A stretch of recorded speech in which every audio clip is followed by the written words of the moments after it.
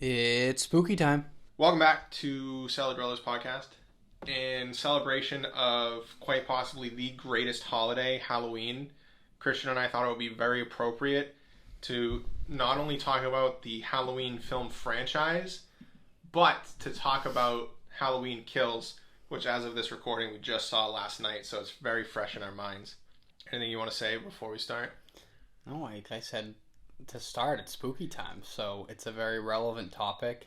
It's a franchise you and I love, definitely regarded as some of the best horror cinema that's out there, especially the original. I mean, yeah, that's kind of what we're gonna get into. Yeah, I first saw this movie.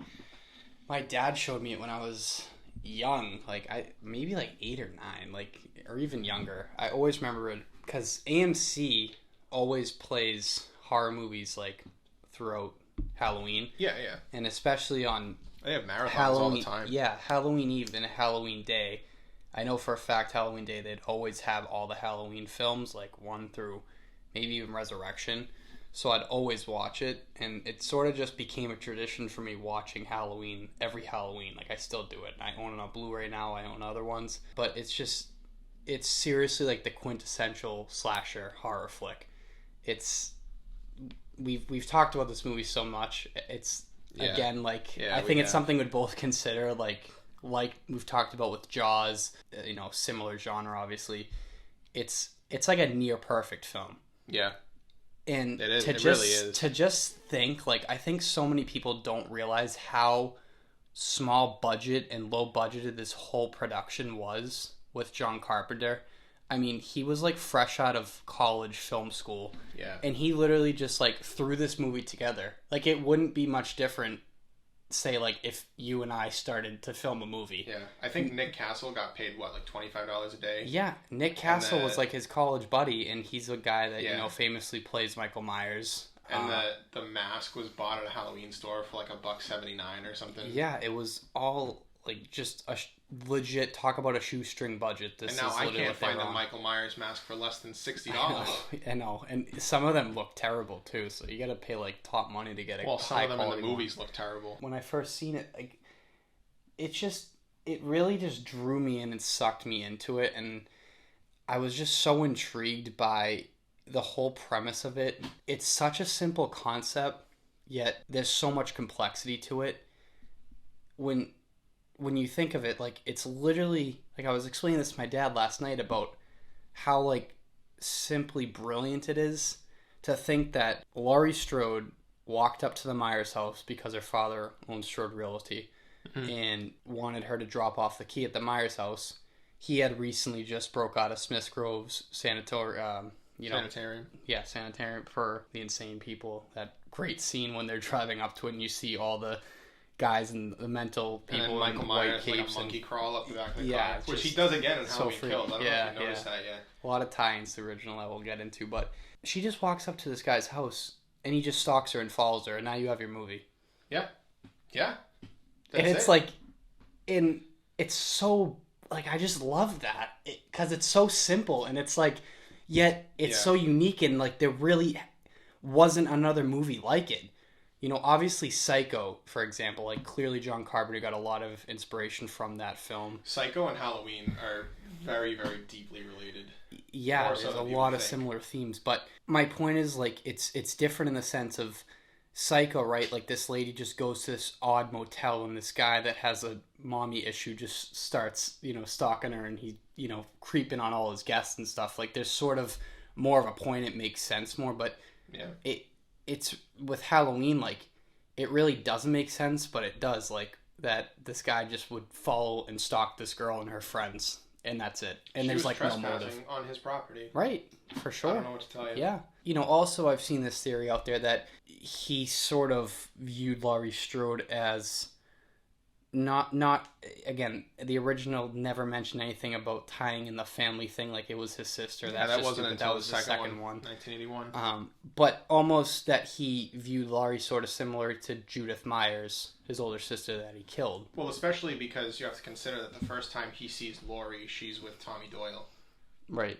Outside of the Myers house. They're on the sidewalk, she's dropping off the key.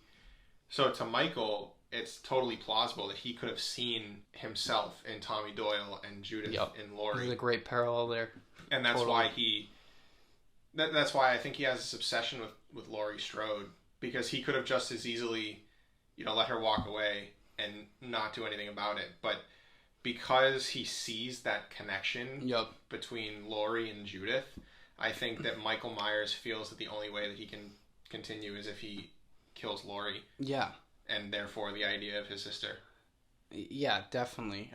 I've seen that parallel kind of studied in different film analysis videos I've watched on YouTube, and that totally makes sense, and is maybe something that Carpenter it was sort of unintentional and it just kind of worked like I don't how know, it he's happened. A pretty smart guy. But yeah, totally. There's so many like fantastic shots in that movie. Yeah. Starting off, like one of my favorite shots when she's in school and she just looks out the window and sees him. This guy behind a car. It's such an easy shot. Yeah, just like imagine that, like the uneasiness of like looking out your window at school and seeing someone in a mask, not just looking your direction, staring at you. Yeah, whether it's Halloween day or not. That would I don't even know what my reaction. I would be like beyond freaked out. Well, and then they parallel that same scene in 2018. Yeah. When Allison's in school, she looks out and she sees Laurie. Yeah.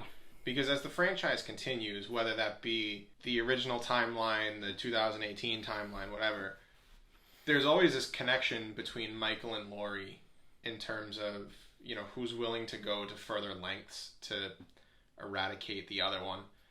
That's especially seen in Halloween Kills. We'll talk about Halloween Kills a little bit later. We'll talk about the movie in more of like a review kind of setting. Yep. But there's always this connection between Michael and Laurie, even when they're not brother and sister. Right. There's always this kind of dichotomy between them that, they're both insane, but they're willing to go by different means to reach an end. And I think that 2018 and Halloween Kills does a really good job of mirroring shots and narrative structures from the older films. Like we said, there's a scene in Halloween Kills where Michael crawls up the back of the car, just like he does in the original. Or in 2018, there's the shot of Laurie outside the school, just like Michael was. I think that the 2018 movie and that timeline that's progressing now, because the next movie I think comes out next year, I think it's going in a really good direction. The original timeline, 1, 2, 4, 5, and 6, just kind of like, it goes so off the rails. And there's this really, I feel like they try and have like some evolution of Michael Myers, but it kind of falls flat on its face. Yep. Because I will say right now, I like Halloween 2 in the hospital. I think it's really cool. Especially the shot of when Laurie shoots Michael in the eyes and you get the blood tears dripping down the mask, and the kill where Michael takes the lady's head and just starts shoving it in the boiling water, like in and out, until she's just like, her face is just totally melted. It's incredible. I think there are a few narrative changes that I would make to Halloween 2, but overall, like it's a decent movie. Like it's, especially when you watch some of the other Halloween movies, like you can't really call that one bad. No, for sure. It seemed like kind of the original's magic kind of was somewhat there in the second, and then just just was non-existent after that. Because I think part of the appeal of Michael Myers is like, yeah, you want to see him brutally murder people because that's why you watch a slasher, right? Mm-hmm. But I feel like Michael Myers is the kind of killer, not like Jason. Jason Voorhees is kind of like built on brutality and just straight kill count. So when you watch Friday the 13th movie, you're like, oh yeah, like so Jason's going to bust through a wall. With Michael Myers, it's more of like, oh, he could be around that corner, or he could be around that corner, and then boom, he comes out of the place you didn't expect him to. And he's a character built around suspense, tension, and surprise. Once you watch 1978, after that, the surprise kind of dims. Mm-hmm. And if you go the route of 2, 4, 5, and 6, where they're just giving you the same thing over and over again, and they're regurgitating this tension, but with no surprise, because you know that Michael Myers is going to jump out around that corner. It kind of starts to get really old, and I think the movies start to suffer from that. In Halloween 2, it does as well, but a little bit less so, because the first one, the further you go, the more, not quite unbearable, but the more exhausting it becomes at times. Yeah, and I think that's something I I really disliked about Halloween 2018, Halloween Kills, in the sense of you really shouldn't compare any Halloween movie that comes out from this point forward to the original, because like the original, in my opinion, just stands alone on top. Like it's just nothing. In most people's opinion, yeah, nothing will ever like compare to that. And like you made a great point about just like the uneasiness and like the stealthiness of Michael Myers. That's what makes him so much different than the other killers. Like you never know where he is. Like, and then that idea too of we've talked about with like the idea of the other in horror movies and the mystique of Michael Myers, the man, and then the whole boogeyman thing. He's not only man. He's not only boogeyman, demon. You know, I don't know what I'm looking for. Like, but just part of the mysticism is that they never explain that in the movies. They never, right? Because they can't. They don't know how. But and it's such just an amazing character development. And I think he sort of, as the films progressed and all these sequels been made, there was more shots of him on screen, and like he was always there, and you always knew where he was, or you were anticipating where he was, more so than the original. Like the original, you never knew. Like you knew he was there and around, but it's like that fantastic shot when Laurie is leaning against the black, the doorway, the black doorway in the hall, and you just see his mask appear. I mean, that is like one of my favorite shots in all of horror. Yeah, I agree. That's in the Hall of Fame. I mean, that shot is unbelievable. And again, just to think too, on like these guys it would be like us making a movie with our smartphones now. Like that's literally the comparison. So it's like to come out with something like that, it's just incredible. Yeah. And like I said, maybe I shouldn't really be comparing Halloween 2018 to Halloween Kills to the original, because it's clearly different directors' takes on what they want Michael Myers to be. Yeah. I loved last night just seeing him brutally murder all these people. It was great. But to me, that's like not Michael Myers. Like that's not the Michael Myers like I grew up with, fell in love with, like, if that makes sense. I see what you're saying. I just want to throw in a quick disclaimer here. We saw this movie last night, but after the movie was done, we both left. Yeah, we haven't talked about it since. So. Right. We have not talked about this movie yet. We don't know what the other one is thinking about the movie right now, except for a general... So fasten your seatbelts for some juicy discussion. Oh my god. I mean, aside from like I liked it too, that was it. That's the extent of our conversation. But we'll get into that later.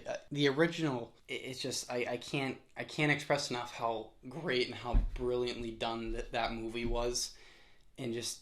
the pacing of the movie too was so well done. Yeah, because I mean, once you see Michael as Michael, like with the mask and the jumpsuit, then he slowly starts to appear more and more, and he starts to appear with more and more confidence in his ability to kill. Yep. So you might see him like outside of the school, way far away, and then he comes back and he like bumps into Tommy Doyle.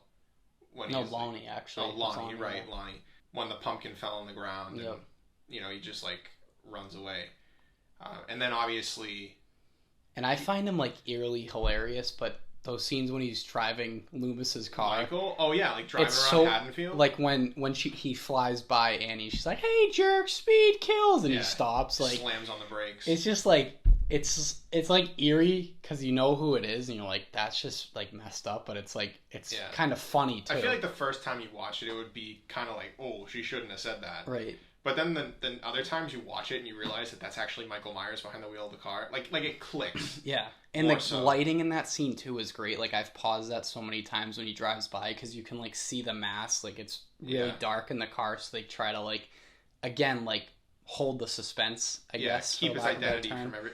Obviously, we know he's Michael Myers. That's his identity. But I had this discussion today with another friend that his identity... Michael Myers is... like, bear with me in this comparison, right? But Michael Myers is like Batman, okay? I know that's, like, really out of left field, but just... I'll explain it, okay? In terms of how much you love both characters, sort of? Because I can see that. Yes, but not for what I'm saying right now. So... the idea of Batman, and the thing that I find to be really compelling about that character, is that for someone like Spider-Man, for example, he is Peter Parker and he's Spider-Man. He's both. He can be both simultaneously. He can be both separately, and so on. You get to Batman, and he is not Bruce Wayne and Batman. He is a person wearing a mask, whether that be literally or figuratively.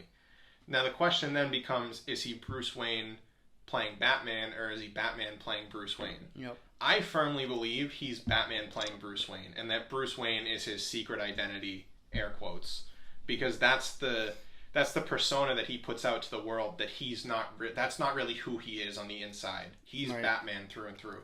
Michael Myers is the same thing. So in any scenes in the movie, like Halloween Kills, when his mask gets taken off, this is going to get into Halloween Kills a little bit, but in the movie last night, this is going to be heavy spoilers for Halloween Kills in this episode, so like turn it off, go watch the movie, then come back if you don't want it to get spoiled. In the movie, when Judy Greer takes off his mask, right, you remember this towards the end? Yep. Michael Myers has a clear kill of Allison, Laurie Strode's granddaughter. No question. Like, Judy Greer was all the way out on the sidewalk. Michael Myers can just shut and lock the door and have his way with however he wants to kill Allison, and there's nothing that her mother can do about it. Mm-hmm.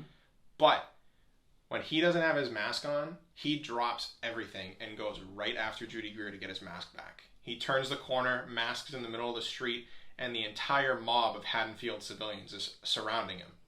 Right? Mm-hmm. They're coming at him with handguns, shotguns, pitchforks, baseball bats, shovels. And instead of Michael Myers just starts swinging with his knife, bends down, puts on his mask. Then he starts swinging. Michael Myers cannot operate with his human persona without his mask.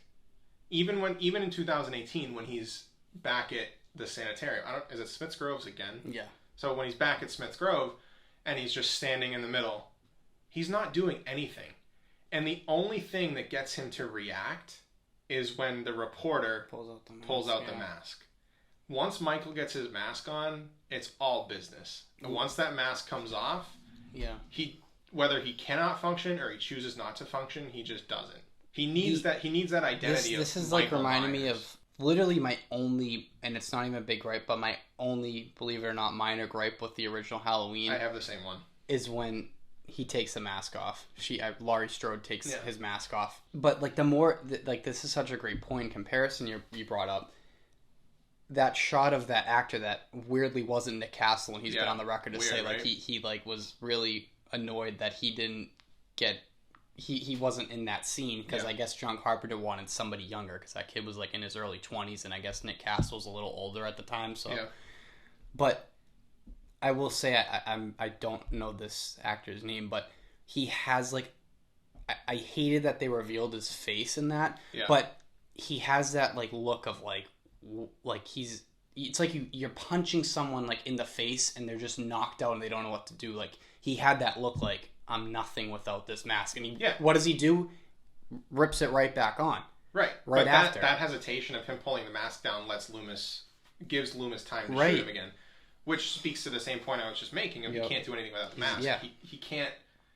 Even going the more again, he could have murdered his sister without a mask on. Right, but he pulled the mask down. He had to kill her.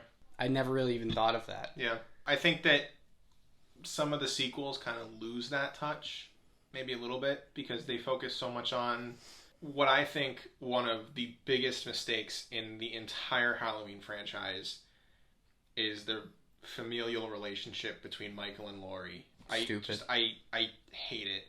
And I think that, you want to do it. I used to not mind it before I kind of really went back in depth, watched Halloween and watched the sequels. And you appreciate Halloween because John Carpenter made the movie with no family tie-in. Right. He literally told Nick Castle, his college buddy. Nick Castle said, "What do you want me to do?" He's put on this mask, stalk, and follow. That's all you need to do. Literally what he did. But I think the problem with the sequels is that, at least the sequels in the original timeline, is that they try so hard to keep that like Michael Myers slasher aspect, but at the same time they want to have the family narrative hold the same weight in the storytelling, and there's no room for both of them. Right. Especially when you get into like the Jamie Lloyd stories, and it feels like there's so many disconnects between the movies. Yeah.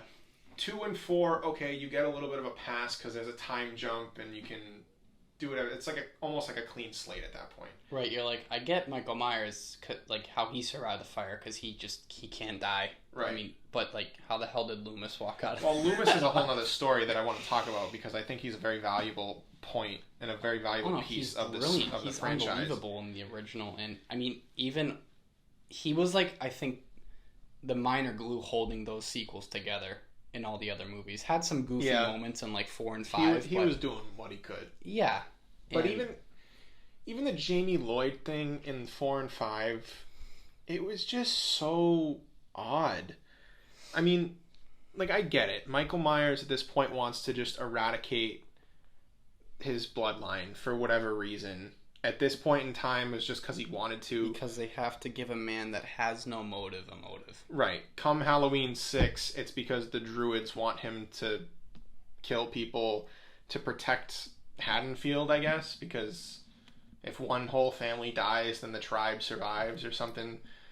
But at the end of Halloween 4, you have Jamie Lloyd wearing a clown costume try and kill her stepmother in the same way that Michael Myers tries to kill his sister. And that's I think it's kind of cool. It's a great idea on paper. Yeah. And it would have been a great thing in the movie had it been executed properly, I think, because then I know where you're going with this too.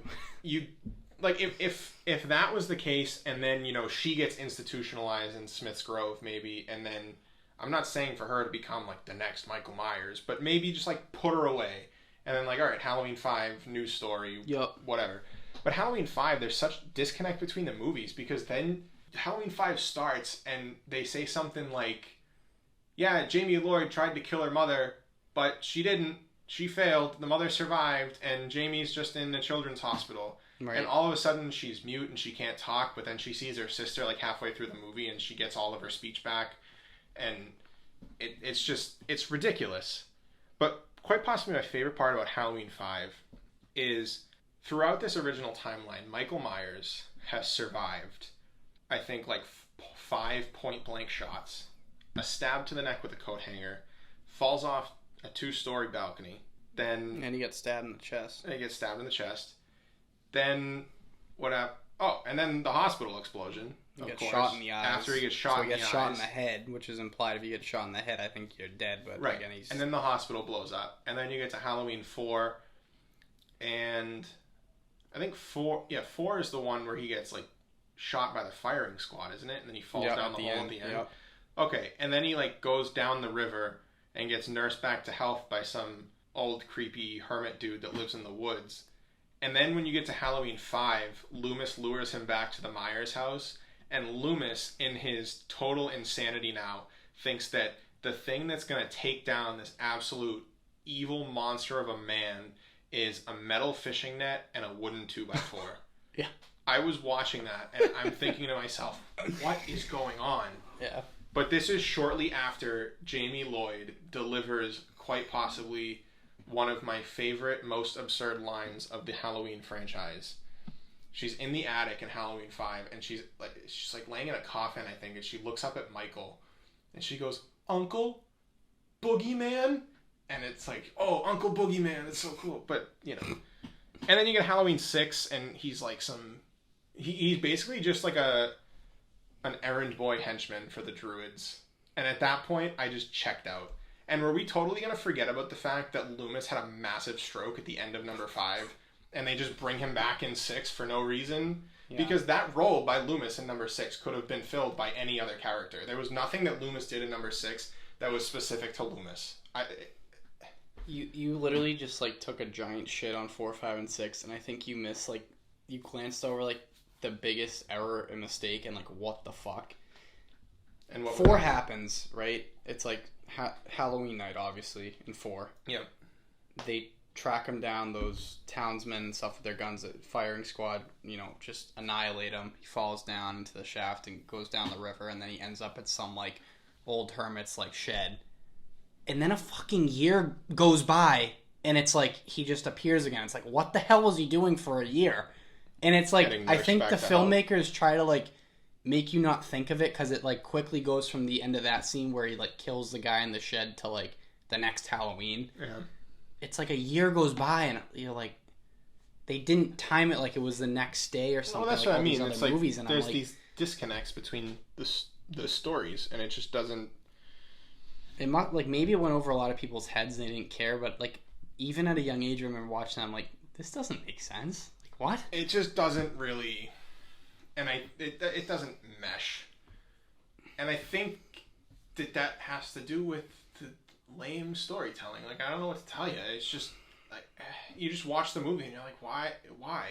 The main guy I'll give credit for not having very little to, besides collecting some paychecks for having little involvement, is John Carpenter. After Halloween 2, he wanted like nothing to do with the franchise because I believe one of the executive producers, I forget, of the guy that owned Miramax, like one of the Akkads, Mustafa Akkad or something, like forced all these movies obviously to make money, and like Miramax owned the rights forever. They still own the rights to Halloween, and John Carpenter like just knew like it was done basically. Yeah. And you can tell because he had like less and less involvement in all the other movies. Didn't he just want anthologies anyway? Yeah, I mean I think kind of, like, sorta. I literally think he like composed one of like 4, 5, or 6. He did the music, yeah, because he's great at music. Yeah, and I don't know, like he might have produced one of them, but like he stopped, like I said, from like Halloween, he didn't even direct Halloween 2 because he didn't really even want to make it. But again, it's like they were like forced to make it. And he said something like, "Yeah, they gave me a pack of beer and like X amount of money to do it or something." So those are his demands. Yeah, it's just the quality clearly like gets worse and worse as more and more sequels, get me, which is true with a lot of movie franchises. Yeah. And I think like you kind of mentioned it earlier, but I kind of coined it as like the Jason Voorhees syndrome. I think that's kind of what Michael Myers and Halloween movies became. It became more about let's try to outdo the previous kill rather than create some compelling plot or narrative, right? Which was understandable in a slasher. Like most slashers don't have much depth, but it's like how perfectly made Halloween the original was. I think people are rightfully so very disappointed with all these sequels that got made, and they just like not even like live up. They didn't even come close to being anywhere as good as the original. Yeah. Or have, some congruency between them. It's like literally like 4, 5, and 6 you look at as like back-to-back-to-back films. Mm-hmm. But there's so many disconnects with just those 3 movies. Yeah, they might as well have been 3 separate standalone movies. And we've talked about this before, you definitely will disagree with me, but in terms of like Michael Myers on screen and like the kills, my favorite out of those 3 is Halloween 6. Like I just, because like the other weird thing they decided to do, it's like let's make the mask like wider and not fit the guy's friggin' head in Halloween 4. Yeah, I will say the mask in Halloween 6 was actually bearable, right? But 4 and 5 were like way off the rails. It got back. It was like a slimmer fit and kind of paid homage to the original. But like 4 and 5, it was like 10 sizes too big for the guy, and I'm like, what? It was just very distracting and less like, I don't know, less intimidating looking, really. Yeah, like 6 had some like great kills and kind of eeriness, like when that lady's on the phone with her boyfriend, he gets killed in the shower, like that kind of stuck with me. I remember for a while, like always, like after I watched that at a young age, like if I'm home alone showering, I'm like, just like I liked in 6 where he's in the shower and he's like, "Can you hand me a towel?" And it's Michael Myers' burned hand reaching in with a towel. Yep. I was like, Michael, you know what? You're a good guy. And then like it's a really cool shot too. Like when it's thunder and lightning out and you see him walking across the street. Like there's some great shots in it. Is it a great story or plot? No. But you can enjoy it. Because now all of a sudden he's no longer after Laurie Strode. He's after Laurie Strode's adoptive family. Mm-hmm. Just like, okay. Yeah, that was just like a weird storyline that they decided to go with. Because they're living in his house is just... Yeah, and again, weird. The other thing too, it's like, that's not the Myers house. It's like in hell, you know what I mean? Like the big blue house that they said is the Myers house. Yeah. Like that wasn't his house. Like, can you? I Yeah, don't know if there was some, I don't know, copyright disputes or something, I or have no maybe they idea. couldn't have that house. The I don't know house if they in do it, Halloween 5 that they say is the Myers house is not the Myers house, because I've seen Halloween 1978 enough to know that is not where the stairs go, that is not where the living room is, and so on. Yep. But anyway, there are a couple... Especially after last night, too. That's another thing we can talk about. The Well, last night, after that was... It was incredible. I mean, the Myers house in Halloween Kills was the Myers house. Yes. But there are a couple more things I want to touch on real quick before we talk about Halloween Kills. First, I want to start with my man, Rob Zombie. I absolutely love Rob Zombie. You will rarely ever hear me say a bad thing about his music or his movies. Nope. I want to talk about the Rob Zombie Halloween movies, 2007, 2009. I do have a little bit of a problem with the first Halloween movie from Rob Zombie. Yep. Because he obviously went into this film, handed a massive paycheck from the studio, and they said, make Halloween. And he said, why do you want to remake Halloween? How can you remake Halloween? It's like, Rob Zombie knows. He's smart. He knows horror. He knows what he's doing. So when he says, how can you remake Halloween? He understands that it's a perfect movie, and you can't redo that. Yeah. Up to that point, he had a pretty solid resume with his filming career. So I think I'd kind of listen. 2007, I think he had House of a Thousand Corpses, Devil's Rejects. Mm-hmm. Just like in the horror genre. What was after that? It would have had to be Halloween, because 03, 05, Halloween was 07. So yeah, I think Halloween was his third movie. Mm-hmm. So he knows what he's doing in terms of the horror genre and how he plays with horror in those two movies. My problem with it is that you get the beginning of the movie, which is Michael Myers as a child, his early life. And some people would say, like, we don't need to see Michael Myers as a child. It's like, you're right. We don't, but we are. So just go with it. Right? Like, yeah, he had to obviously take risks and do something different. Then you get to the middle. And, well, we'll talk about the middle in a second. You get to the end, and the third act, let's say. Mm-hmm. And again, it's a little bit different than the original, because they bring in the brother-sister aspect that was only introduced in 81 in the second movie. And, Michael Myers goes after Laurie, but instead of trying to kill her, he's basically like, brother, like, come on, let's get this family thing going again, right? Right. And obviously she says, screw you, and tries to kill him and runs away. The middle, though, is like, it's such the same movie as 78. And every time I watch Rob Zombie's Halloween, as much as I love it and as much as I will gladly sit down and watch it, every time I get to the second act, I'm like, okay. Because, like, there's a difference, I think, between paying homage to a movie and then replicating the movie. And right. I think a lot of that had to do with studio involvement from this movie. Because they literally wanted him to remake Halloween. Right, because I don't think Rob Zombie is the kind of guy to be like, yeah, I'm just going to rip this scene from 1978. Mm-hmm. But, like, when they're doing the speed kills thing, that's, like, the exact same scene. Right. And, like, I don't mind the character changes in terms of personality from Laurie Strode between Jamie Lee Curtis and the actress that plays her in Rob Zombie. I'm forgetting. Her first name is Scout. The difference in characters where the Rob Zombie Laurie Strode is, like, very eccentric, I guess, and she's, like, into boys and parties and drinking, whereas Jamie Lee Curtis Laurie Strode would never. She wouldn't be caught dead talking about boys. She gets all embarrassed when she's talking about Ben Tramer and everything. Scout Taylor Compton. Thank you. So that first one is like, okay, but the beginning and the end, I think, is great. Especially the beginning when you're getting into, like, the childlike psyche of Michael Myers, and you find, like, his disgusting home life between his mother, who's played by Sherry Moon Zombie, because she's in all of Rob Zombie's movies, and not even his stepfather. It's just his mother's drunk idiot boyfriend with a cast on so he can't do anything, and his sister that just doesn't care about him, Judith, obviously, and his mother's like, oh, Judith, take Michael trick-or-treating. She's like, yeah, okay, and then his mom leaves to go pick up a shift at the strip club, and seriously. And Rob Zombie for you. Yeah, and Judith is like, yeah, go trick-or-treating yourself, because I got my boyfriend here, and we're going to go up in my room.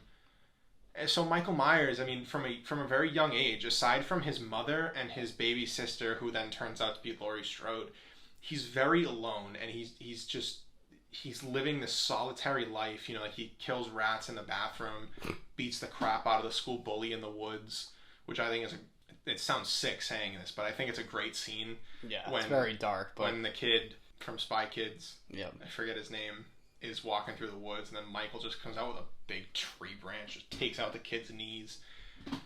I think that early life Michael Myers in Rob Zombie's Halloween is done so well, and it's only exemplified by, again, the difference in character shifts and character personality traits that Malcolm McDowell gives to Dr. Loomis.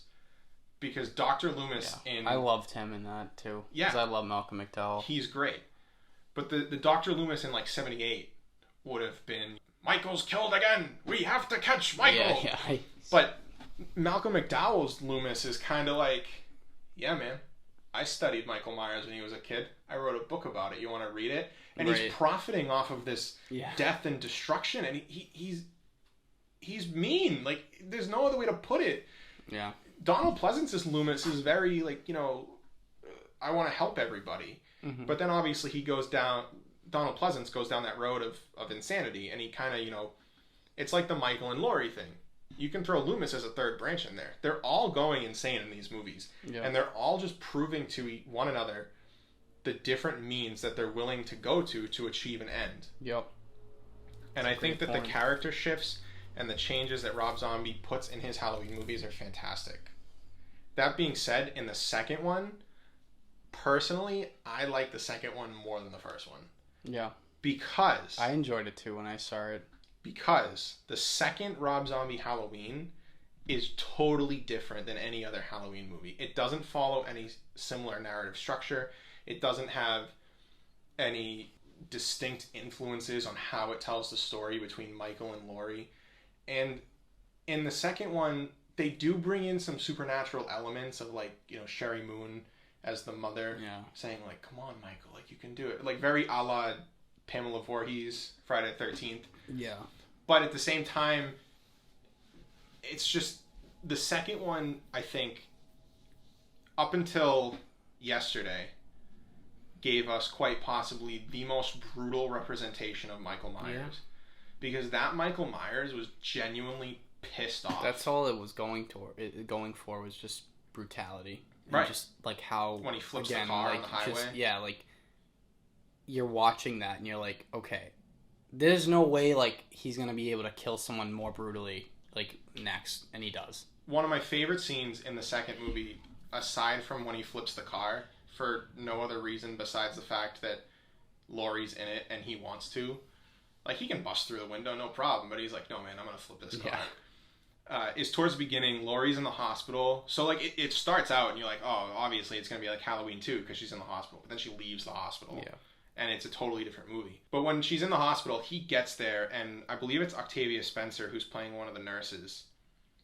And Michael finds her and just rips her a new one.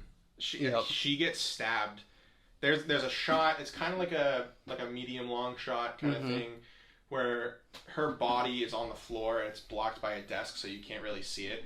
But you see Michael just 1, 2, 3, 4, and he just keeps stabbing her, and the camera does not cut. The other thing that I love that's a different taste on it too, is the actor playing Michael Myers, Tyler Mane, is like who used to wrestle for WCW, by the way. He's like, what, 6'10"? He's massive. And it's like, holy shit, like, this guy's a fucking hoss of a man. An animal. And it's like, so that was like really like cool to see. Like, that was a fantastic casting. Like, I'm sorry, like, I would already put Michael Myers to like finish on top of like the horror slasher Royal Rumble. Yeah. But like this Tyler, like, there's no one touching that guy. No like, way. Sorry, like, no way. He is a mountain of a man, and I did like the little details they had with the mask in the Rob Zombie one. So like before, the mask was excellent. Yeah. So in the narrative of this story, Michael Myers got the mask, the white mask, I think from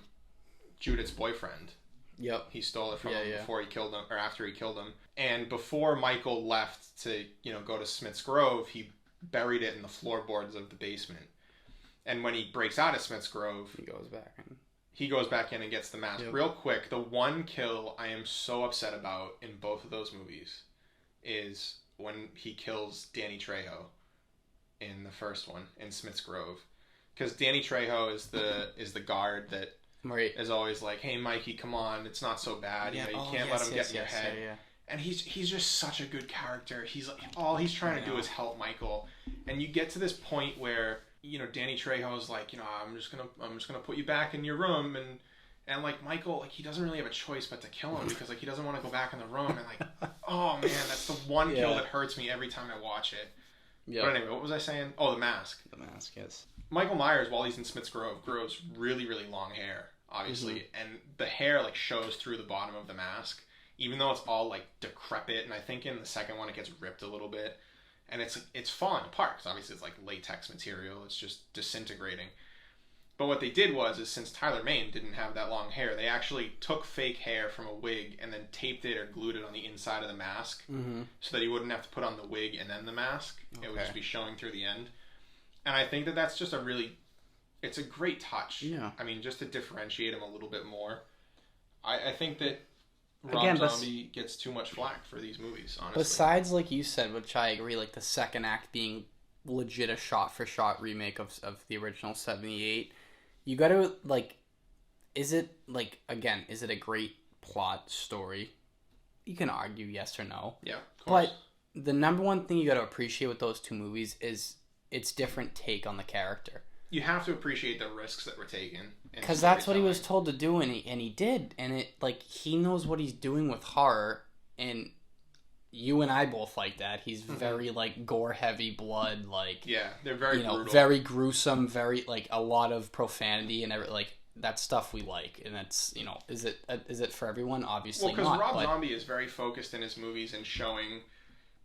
The dark side of humanity, for lack of a better term, because you go see these movies and they're supposed to be spectacles, right? Like back in the day, they're like traveling movie theaters because nobody saw moving pictures. Nowadays, it's like, yeah, I want to watch a movie. You turn on the TV, there's 500 of them to choose from.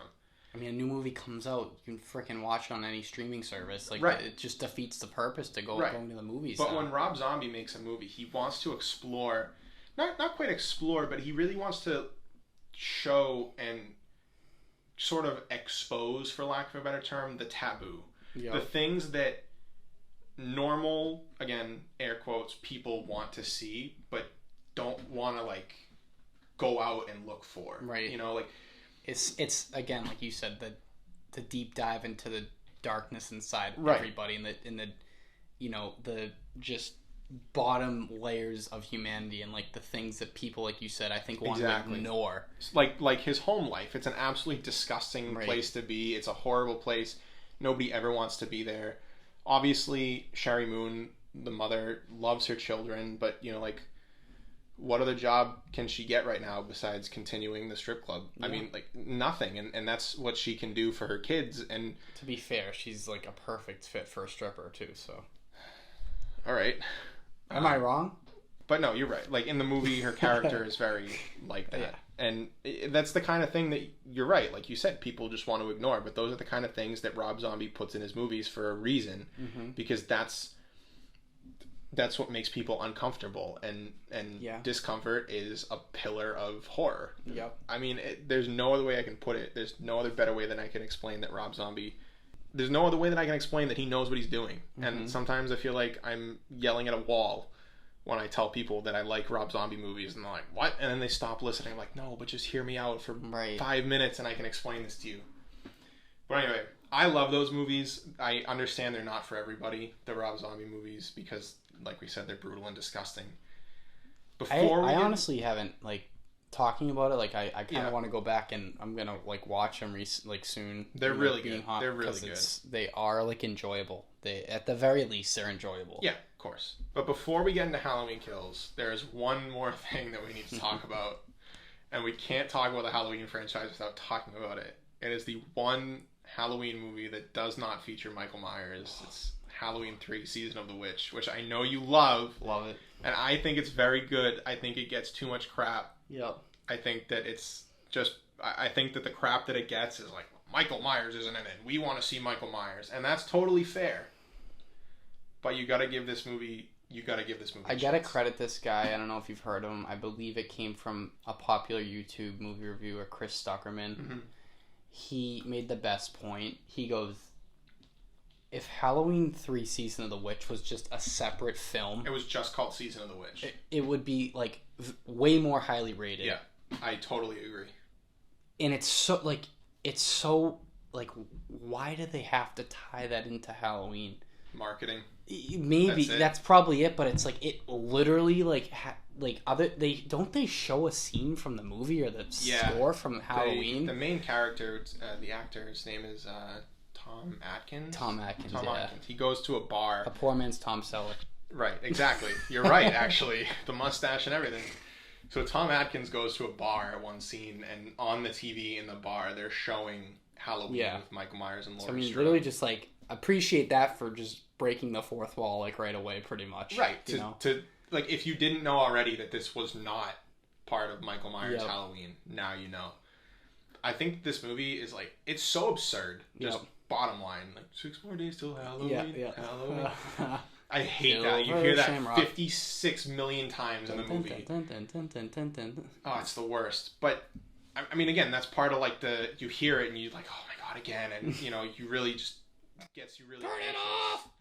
Dude, the ending of that movie, I remember watching it and like I was on the edge of my seat. I was wide-eyed and like when Tom Atkins yelling on the phone like turn it off, and he's like, I think they turn off like 2 and the third one's still going. Yeah, you don't know. And it's like I'm like, oh my god, are they gonna do it? Are they gonna do it? And then just the black screen hits and the movie ends. Because I mean, for those of you who haven't seen this or don't know, the whole movie's based around this corporation, Silver Shamrock, making Halloween masks, and they're like a cultist group basically to try to like eradicate kids watching it. Yeah, it's really, like I said, it's really absurd. Really odd. Yeah, like but it's like classic, like it reminds me of like 60s like sci-fi like horror type movie. Yeah, like old kind of horror. That's like what it is. So we should say that the masks on Halloween night, if the broadcast is playing over TV or radio or whatever, it'll send a signal to all the masks, and all the masks have like a chip in them or something that will blow up the kid's head. Not even that. It's like it turns them into like maggots and snakes and flies. And either way, the kids die. Yeah, and that's not cool. There's a legit scene where like they're doing a test. That's right. That's right. A kid and his mother. It's like a family that won a prize to go tour the factory or something. And like the kid's like glued to the TV, and then you see his like head turn into like maggots and just every possible disgusting thing you can think of, and obviously dies. And his mother's like, "What the fuck?" And the viewer, you're like, "What the hell?" Yeah, it's gross. And Tom Atkins is like, he's the only one that's, you know, privy to this information. Right. So he's like, oh, I got to do something. Yes.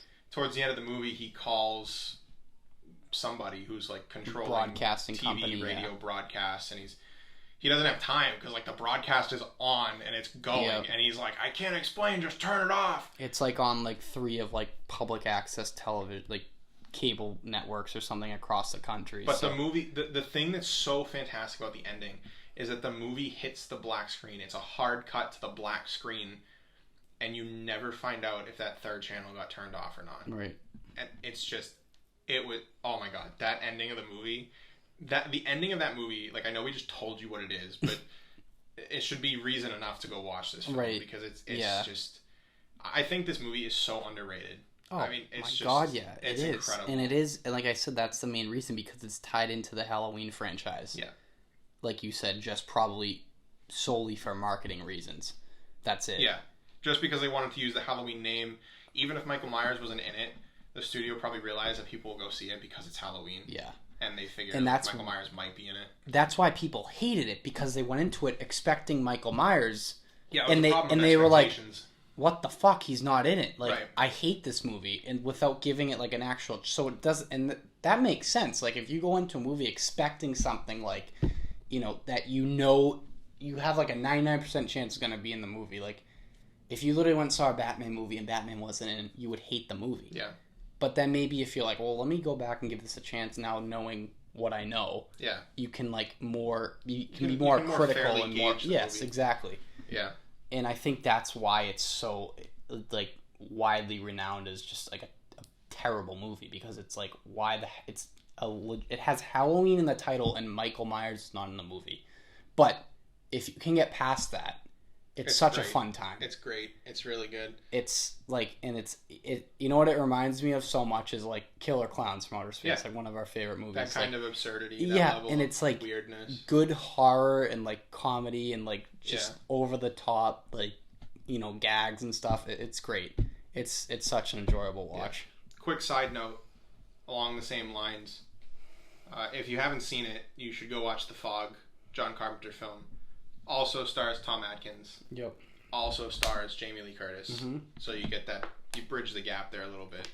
He has a lot of same actors in his movies. Yeah, he's one of those directors. Like Kurt Russell, obviously, with The Thing, and like Donald Pleasance, Escape from New York, and LA. Jamie all Lee those Curtis, movies. Donald Pleasance, Jamie Lee Curtis.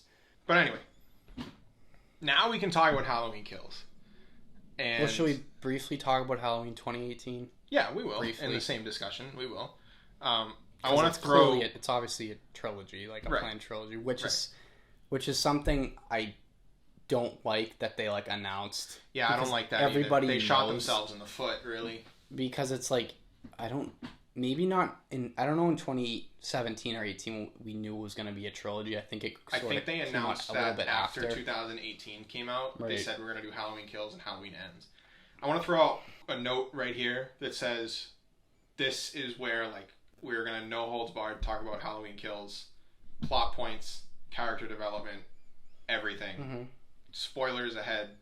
Fair warning. It's going to be like a long review, basically, of the movie. Yeah, fair warning. So, just to go off of what you said a second ago, I think they really shot themselves in the foot here. Yep. Because the whole point of this movie, Halloween Kills, is that the town of Haddonfield is sick of Michael Myers, which is kind of weird because at this point in this timeline, he only killed in 1978 and then was incarcerated for 40 years and then it's a legit direct sequel to the original. Right. None of the other movies happen. So like I understand, obviously, you know, someone's killing people in your town, kids, old people, regular people, like you're going to be pissed off anyway. I get that.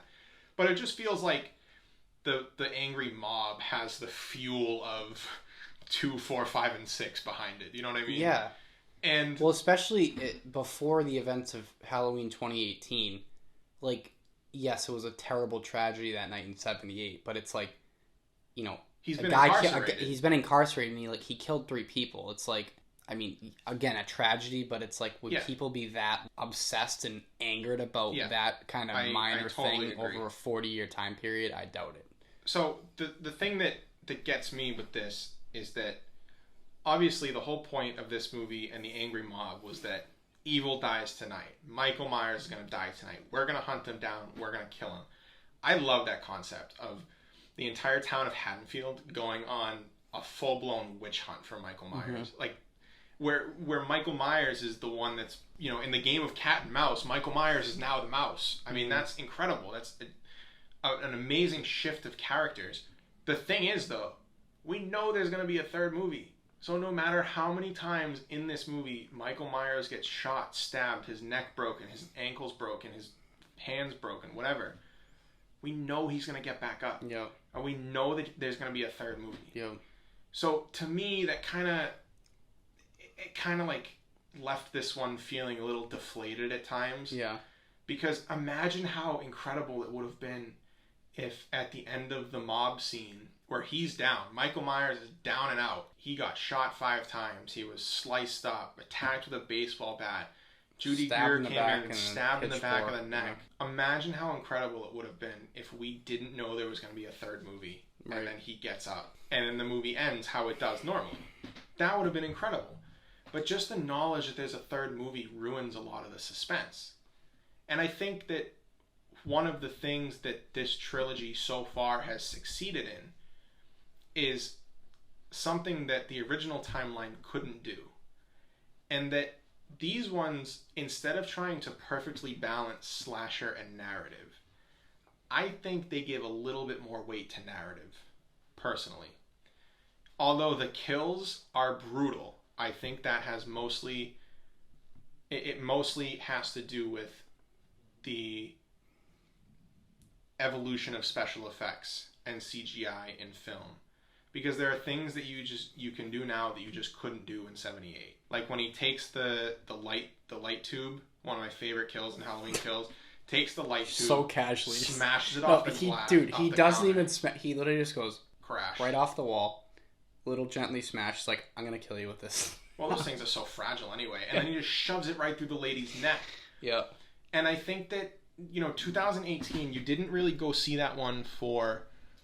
I think 2018 narratively was a way better film than Halloween Kills. Right. Because it had succinct points to it. Like, the movie starts out with these two, like, podcasters, reporters trying to, like, go back and talk to Laurie Strode about the events of Halloween night 1978. Yeah. And then they go to Smith's Grove and interview and try to talk to Michael Myers. And one of them gets murdered while she's taking a dump. Yeah. And then he obviously escapes off the bus. And then it's like he tracks them down to the gas station, kills them, kills the mechanic. It's important to note that they have his mask. They have his mask.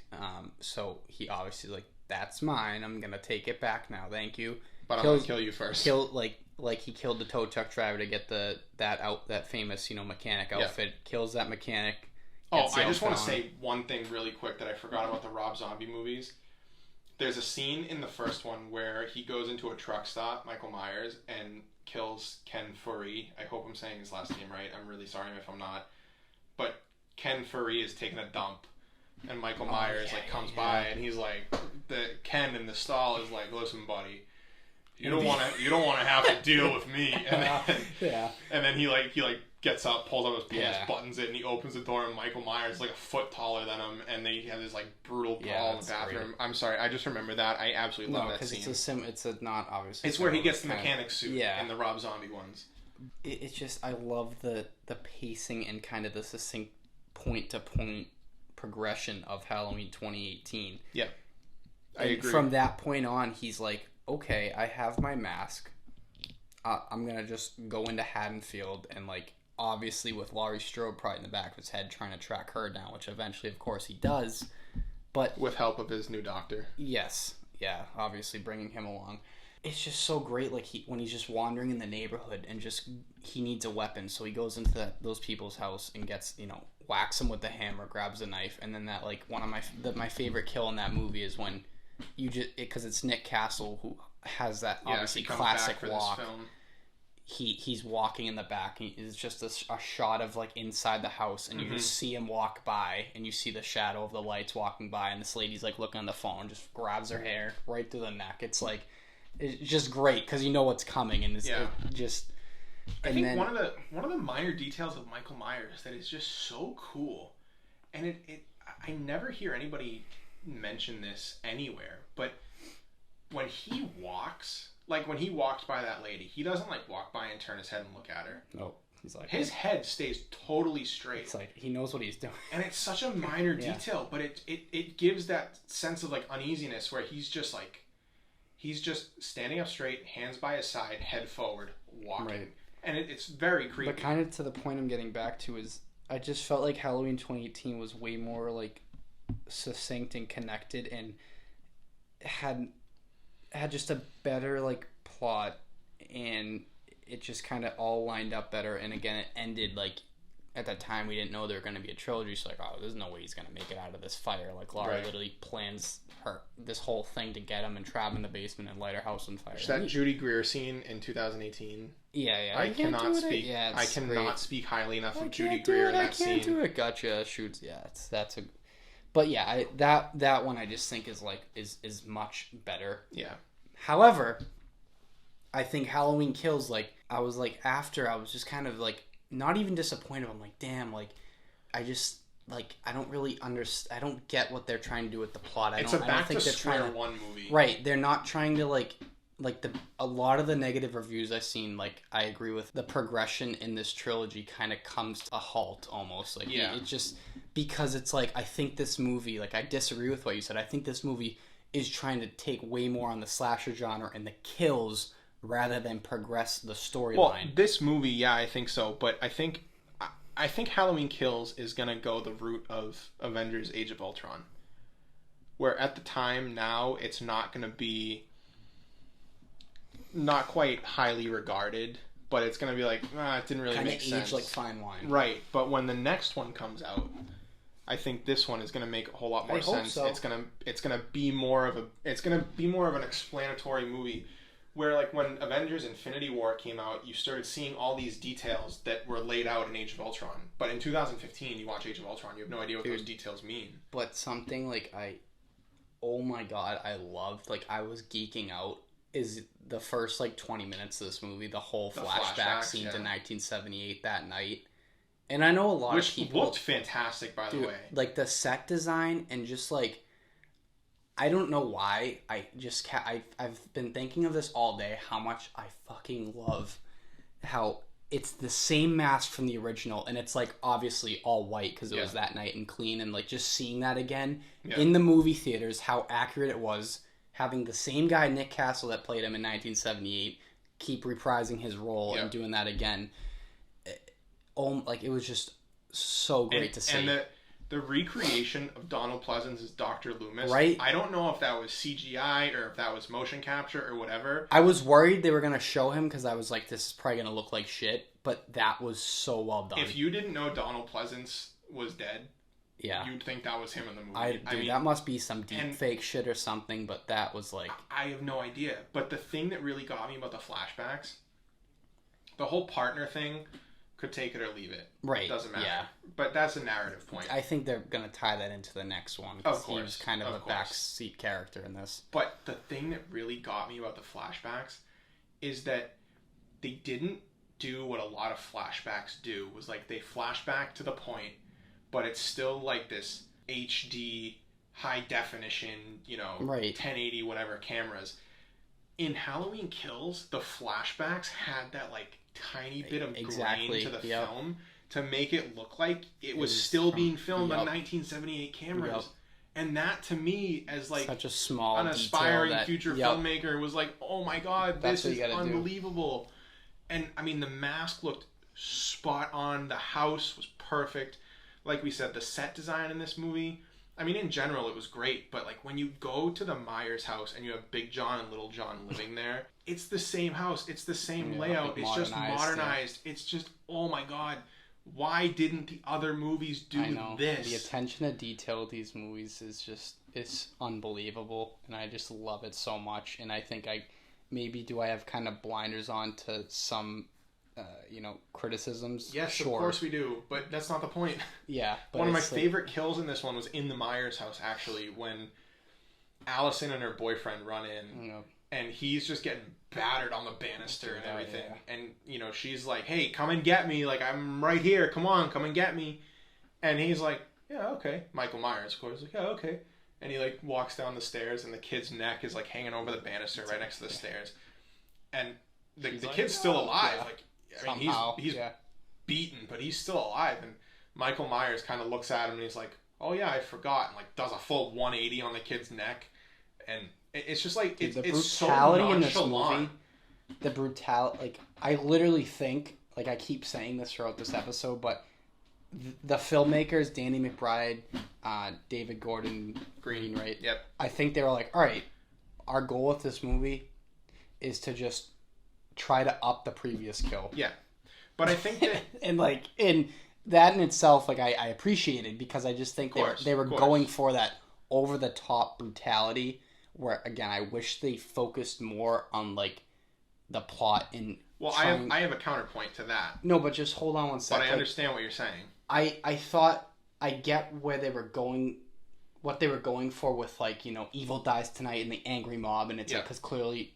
as you'll see in the movie, like, they fucked up. Like, that was kind of the point of doing that. Yeah. I just kind of thought it was, like, very, like, just too over the top. Like, I get it. Like, you're trying, like, you all have, you all hate Michael Myers. You all have beef with Michael. You all have beef with him, but it's like, can you kind of just take it down a notch? Yeah. And, like, I just, like, the first kind of half of, after, like, the flashback scene, and then kind of from that point on to, like, I don't know, halfway through the film, I was just kind of like, that's really what it was focusing on. It was like, it was great to see Tommy Doyle and Lindsay Wallace, and it was the weird thing was, I'm like, why is the nurse in the, like, I think they just threw the nurse in this movie to just tie her into the original. Because, you know why?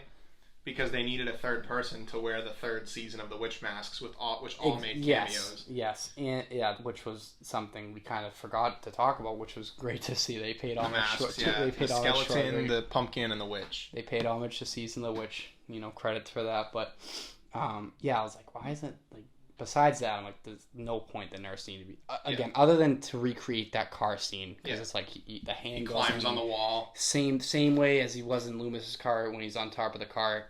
I did like though that she learned though because she started shooting through the roof and shooting the windows, so she was smart. She learned even though she died. And also too, from besides like narratively speaking about just the movie. That was such a fun experience in the movie theater because it was like that was like the most packed I've seen. Theater was packed. I was telling our friend today, and that was the most packed I've been to movie theater since probably Endgame. Yeah, since before COVID. Yeah, it was nuts. And it was just like great to like be in that, like to hear everybody kind of honoring when the guy gets stabbed through the eye, to hear everybody go like, and to hear everyone laugh at the jokes. It was awesome. To not have any idiot kids like snickering in the back row. Yeah, it was so great to just have again just like a genuine horror movie experience. Yep. It was fantastic, and I love it. But I want to make one counterpoint to your argument about how this movie, doesn't have as much as a narrative structure as, say, 2018. I do agree with you to some extent. Obviously, 2018 was very focused on setting up the story, or the continuation of the story between Laurie and Michael, of course. Halloween Kills, I think, is more of a character movie. And that character that they're exploring is Michael Myers. Not to the point that Rob Zombie did it, by looking at his early home life, but looking at Michael Myers where he is now. And I've been saying since I heard that this movie was coming out, that this movie is going to be brutally disgusting. Because like I said earlier, previously I would say that Rob Zombie's Halloween 2 gave us the most brutal Michael Myers until yesterday when Halloween Kills came out. Yeah. I've been saying since day one when I found out this movie was coming out that Michael Myers in Halloween Kills is going to be pissed off. Yep. Because he breaks out of the prison. All he wants to do is go home. He finds Laurie Strode, the one that got away. And instead of her simply getting away again, she almost kills him. She puts him in the basement. She burns down the house. So there's the shot in 2018 where he's looking up, and obviously there's no expression on the mask, but he's clearly giving like you got me. Yeah. And when he breaks out, there's this one shot I was telling our buddy Mike today. One of my favorite shots in this movie is he comes out of the burning doorway, right? And he's got the crowbar in his hand. And again, Michael Myers standing straight up, hands by his side. He gets the crowbar, and the camera is like towards the ground, kind of like halfway up his body, behind his right hand, and it just shows him grab the crowbar with his right hand, and I'm like, oh damn, he is pissed off. And then he goes through and he rips through the firefighters and just everybody he sees. Like, so after the firefighters, he goes to that couple, the older couple that are like flying the helicopter around their house. He has no reason to be as brutal as he is. Like when he takes the dude and like throws him on the kitchen counter, and it's kind of funny actually. He like looks at the counter and he sees the knives on the magnet strip, and he's like, this one. Stabs the guy in the back. And the camera views from the perspective of his wife, who just had a freaking light post right in her neck, and she's slowly dying, watching Michael Myers find his perfect knife by stabbing this guy in the back. But he's already dead, so it's just like and I think he puts like 3 or 4 knives in this guy's back for no reason aside from the fact that he's pissed off. That was a little bit too much for me, that scene. Like I kind of like laughed at it because it was so over the top. There was one before he grabs the last knife. I noticed he like goes to one, stops, and then goes to the next one, and I couldn't help but chuckle. There's so many like you said earlier with like on the stairs when he snaps that kid's neck, and then he's like, oh yeah, I forgot. Before he grabs the light post and he like just like pauses for like a brief moment, and he just like oh, I'll use this to kill her, and just like I said, rips it down. There's so many like pauses by him in this movie, and like you can tell like what his expression is without seeing his expression, and it was just kind of funny and something new that I enjoyed. So to my point that this movie is a character development movie for Michael Myers, we've never seen him this angry or brutal or just over the top killing people in the way that he does. We've never seen that before, except after Halloween 2018 where he almost gets killed. Like, Laurie almost gets him. So he's so angry, and you have to remember that, like they said in this movie, he's got the mind of a 6-year-old kid that just killed his sister.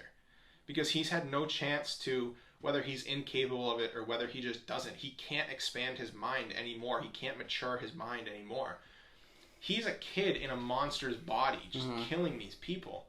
And this film shows that as he progresses, he just gets more and more, I wouldn't even say angry, I'd say it's more frustration, that all he wants to do is go home.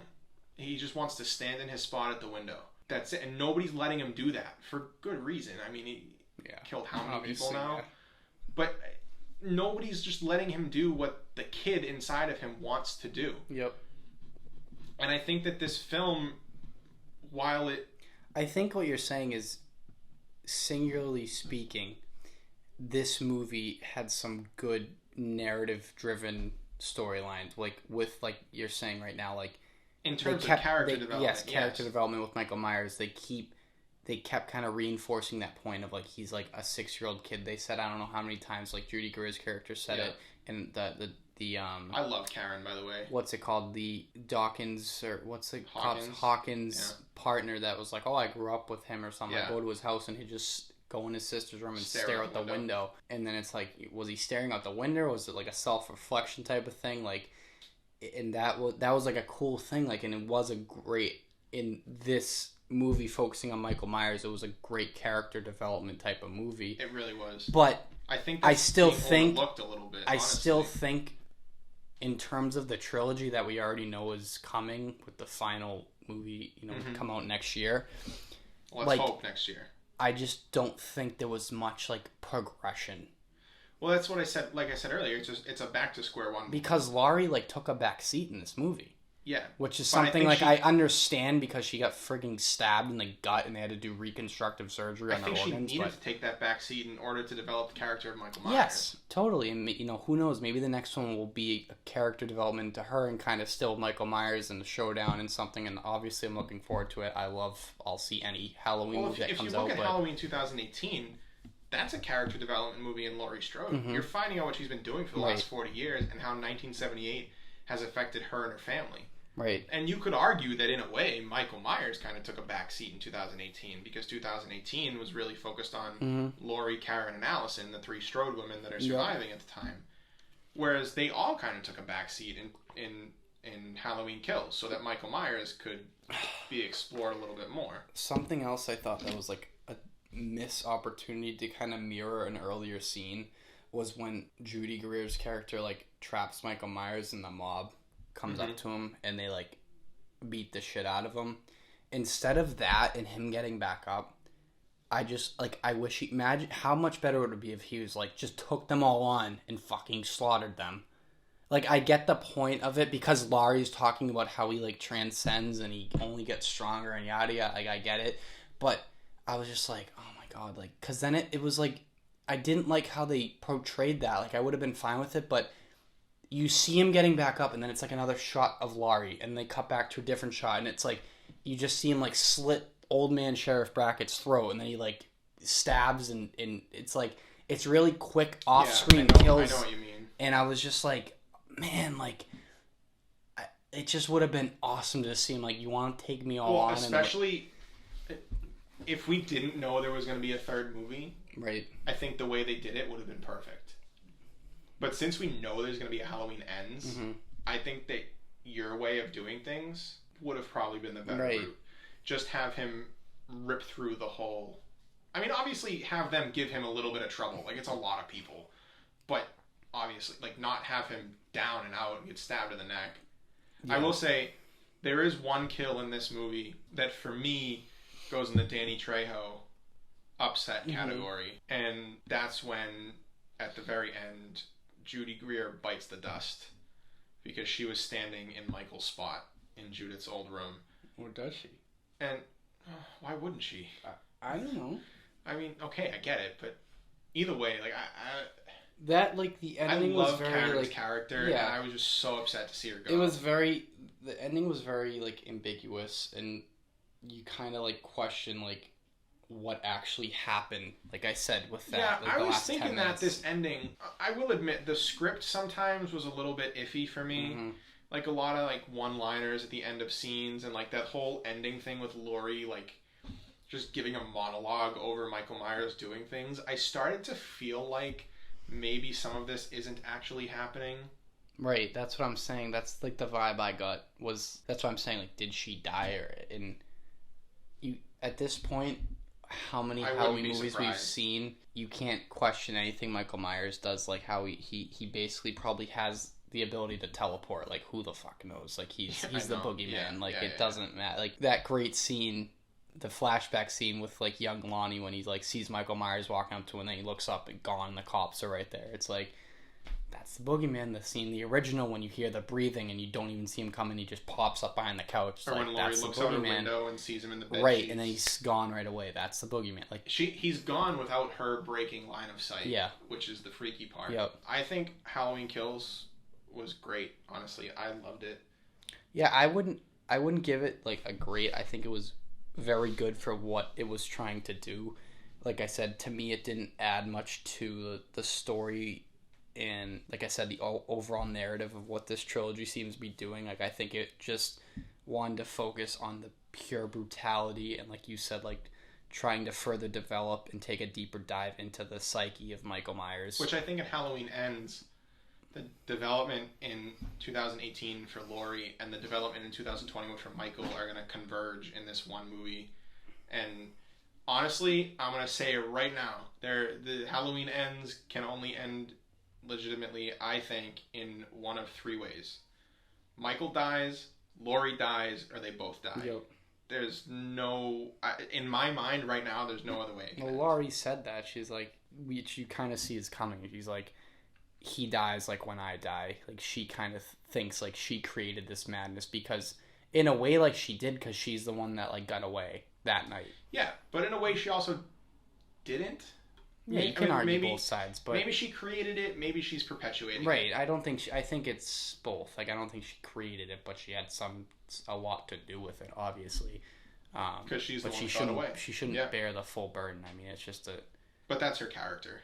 In the most simplest terms, Michael Myers, the Shape, something we haven't even talked about, which is the Shape. It's so like clever how he's credited with that, the original, like, and then every Halloween movie since he's been credited as the Shape. I remember actually last night. I don't know if it was Aiden or if it was the people in front of us. I heard someone say that too. Yeah, when the credits were rolling, they said, "The Shape? What's the Shape?" I'm thinking, you poor unfortunate souls, you don't know what the Shape is. Cinematic illiteracy is just a toxin, huh? It's running rampant among theater goers nowadays. But yeah, like I said, I had a day to kind of dwell on it. Like the drive home, I was like, not even disappointed, just like I didn't know what to think. But you drove home by yourself, right? No, I drove him home. That's why I wanted to get home. I was gonna say you weren't afraid of Michael Myers climbing on the back of your car. I'm well beyond that stage. But yeah, I appreciated the movie for what it was, which is just purely and simply just brutality and just Michael Myers, like you said, just fucking pissed off, which was great. Great to see. He was angry. What is an angry kid gonna do when he holds that much power? Mm-hmm. Even when he doesn't hold that much power, he's gonna throw a tantrum. Like I said, I get it.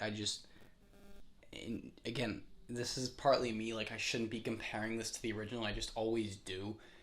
Yeah, it's just I know the original character of Michael Myers and just the stealthness of him, the just never knowing where he is.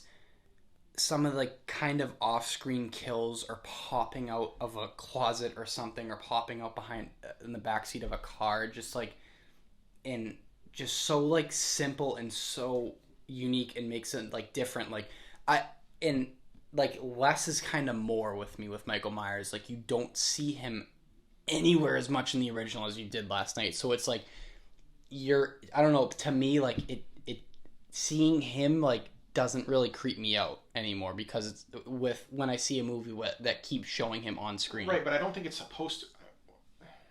It's not that it's not supposed to anymore, but he's evolved. Like, when you play, say, like a Call of Duty game, right? And you've got a mission where you got to, like, crawl through the grass and everything, and you do it, like, 2 or 3 times, and you keep losing, and the enemies keep finding you. Like, what do? You get frustrated, and you say, screw this, and you drop all stealth, and you just run out in the middle of the battlefield and start shooting. I feel like that's the same thing with Michael Myers, at least in this timeline, in this character. I don't even think it's so much that. I just think it's different directors' takes on how they best see the character. Yeah, but you also have to consider that these filmmakers in 2018 and 2021 are still trying to draw connections and narrative progression, natural progression since 1978. Oh yeah, no, he's just frustrated. David Gordon Green. He's found out that stalking around Laurie Strode does not work because she anticipates everything. Maybe I don't know. It kind of felt like I said with this, which isn't a bad thing, but he kind of came down with Jason Voorhees syndrome in this movie. Yeah, you're right. I see what you're saying. I might not fully agree, but I understand what which you're is saying. Totally fine, because it's a different take, and if you kept getting spoon fed the same Michael Myers, like, it would get old. But it's just, as it did in 2, 4, 5, and 6. The original is just what makes him so unique. As 100% agree. And like, maybe because, like, it started off the flashback, you just keep that whole time, like, thinking of the original. I was just so pumped, because it's like, anytime that movie comes in theaters, like, we'll have to, like, I'm going to see it, like, totally, because but it's like, seeing that, I just got so geeked out. I'm like, oh my god, this is so well done. And then you kind of just, you're like, okay, like, he walks out of the house, you're like, these 9 or 10 firefighters, they're dead, like, obviously. Anytime he's in a large crowd of people at the end, they're dead. So it's like, you just kind of know exactly what you're going to expect. And he's, like, always on screen again, because I think it was such, like you're saying, a character-driven Michael Myers analysis film. Yep. That's all it was. So it's like, he has to be on film. He has to be there. More than, like, 50% of the time. Like, he has to be there. So, but with that, like I said, I think takes away the unknown and kind of the, we talk about, like, the uncanny valley, sort of, like, just levels of, like, fear and kind of not knowing where he is and when he's going to come out, when it'll appear, how it'll appear. Right. It takes away that. It takes away a level of suspense that kind of makes the original unbelievable. Yeah. And again, but, like, in the same breath, like, you got to appreciate how well this director, David Gordon Green, Danny McBride, all the other writers, producers, you got to appreciate how well they played homage to the original. You got to appreciate how well they've modernized it. Yes, and it's like, to me, these 2 movies are by far the best sequels of the franchise, obviously. Yeah, I'd agree. I think they're really great. I guess we'll just have to see what happens when Halloween ends. Yeah, which is, like, I think a legit year out from now. Hopefully. I think it's slated to come out I don't think they've started filming it yet, though, is the problem. Yeah, well, they got to get on that. I know. I could be wrong. I could be totally wrong, but that's just what I read. Current circumstances, movies get pushed back freaking day in, day out. Yeah. At the end of the day, great movie. Great 2 sequels to the original. End of the day, Michael Myers is still my boy. Yeah. I love him. He's top dog. Always will be.